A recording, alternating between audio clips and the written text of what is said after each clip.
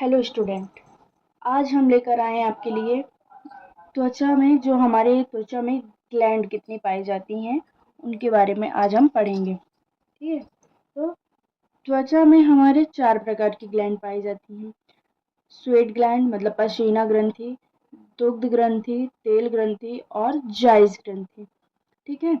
तो अब हम पसीना ग्रंथि के बारे में पढ़ेंगे जो हमारी स्वेट ग्लैंड होती है। ये नलिकाकार ग्रंथियां हैं जो डर्मिस में स्थित होती हैं और एक नली के द्वारा शरीर की बाहरी सतह पर खुलती हैं। इन ग्रंथियों के स्त्राव को श्वेत पसीना कहते हैं। श्वेत का 95% भाग जल तथा शेष 5% भाग क्लोराइड, फास्फेट, लवण, अमोनिया, यूरिया तथा यूरिक एसिड से मिलकर बना होता है। यह एक सामान्य व्यक्ति क्या होता है, पूरे दिन में लगभग आधा लीटर स्वेट उत्सर्जित करता है। और कार्य क्या होता है इसका, ये क्या करती है, ताप को नियंत्रित करती है।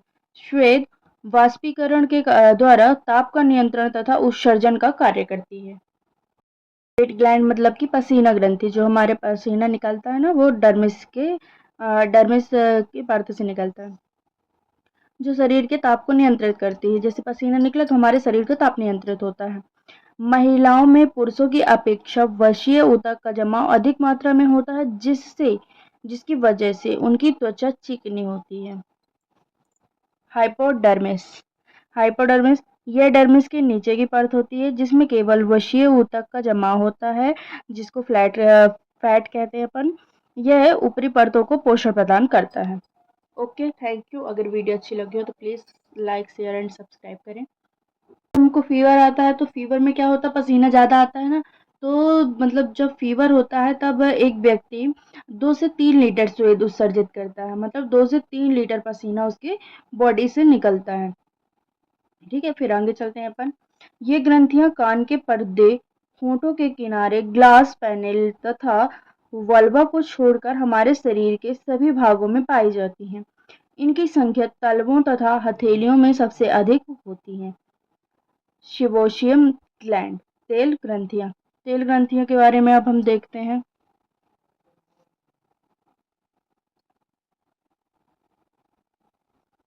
ये हेयर फॉलिकल से जुड़ी तथा इन्हीं की जनन स्थल में विभाजन तथा अंतर वलन के बनी बड़ी सरल एवं शाखित बहिस्रावी एक्सोक्राइन ग्रंथि है।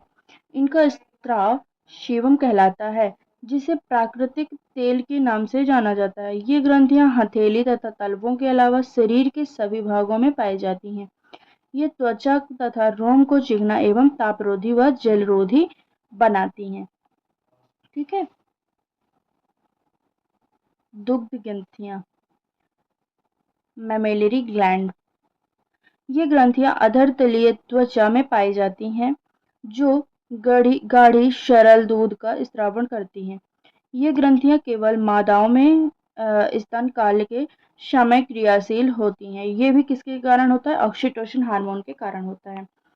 वास्तव में ये ग्रंथियां श्वेत ग्रंथियों का रूपांतरण है। स्तन ग्रंथियां स्पॉन्जी ऊतक की बनी होती हैं जो एक कॉमन ट्यूब्यूलो एल्वोलार्ड डक्ट द्वारा खुलती है। ट्यूब्यूलो एल्वोलार्ड डक्ट द्वारा खुलती है। ये ग्रंथियां बच्चों को पोषित करने का कार्य करती हैं। सभी स्तनियों में दुग्ध में कैसेन, लैक्टोग्लोब्यूलिन, लैक्टोएल्ब्यूलिन प्रोटीन तथा लैक्टोज शर्करा एवं वसा का बना होता है। मनुष्य के दूध में लैक्टोज की मात्रा सर्वाधिक होती है तथा प्रोटीन की मात्रा कम होती है। अब अपन चलते हैं मेवोमियम ग्लैंड की तरफ। टर्सल ग्रंथि, ये ग्रंथियां पलकों के किनारे की त्वचा में की डर्मिस में स्थित होती हैं तथा इनके किनारे पर खुलती हैं सॉरी किनारों पर खुलती हैं। ये वास्तव में रूपांतरित तेल ग्रंथियां हैं। कार्य इसका क्या होता है, इनका तेलीय पदार्थ पलकों के किनारे तथा आंख पर एक महीन आवरण बनाता है तथा आंसुओं को गालों पर टपकाने से रोककर कोणों की ओर बढ़ाकर आँख पर फैलाता है। मीबोमियम ग्लैंड जो होती हैं। फिर जाइस ग्लैंड, ये बरोनियो बरोनियो बरोनियो अपना जो आँख की पलकें होती हैं उसको बरोनियो बोलते हैं, कि फॉलिकल में खुलने वाली रूपांतरित शिबोशियम ग्लैंड हैं जो इन्हें चिकना बनाने का कार्य करती हैं। फिर अपन लास्ट पढ़ेंगे सेरोमिनस ग्लैंड। ये बाह्य कर्ण की नाल की त्वचा में स्थित रूपांतरित श्वेत ग्रंथियां हैं। इनका स्रावण सीबम के साथ मिलकर मोम जैसा पदार्थ सेरुमेन बनाता है। इस पदार्थ की पतली परत ऑडिटरी कैनाल में जमी रहती है, जिससे कान में प्रवेश करने वाले विघातीय पदार्थ इसमें चिपक जाते हैं और कान के पर्दे की सुरक्षा करते हैं। जो हमारे मतलब कान में धूल के कण जाते हैं और जो भी हमारे कान को हानि पहुंचा सकते हैं, वो उसमें चिपक जाते हैं सेरोमिनस ग्लैंड में, जिससे कि हमारे कान का पर्दा जो होता है वो सुरक्षित रहता है। इस लाइक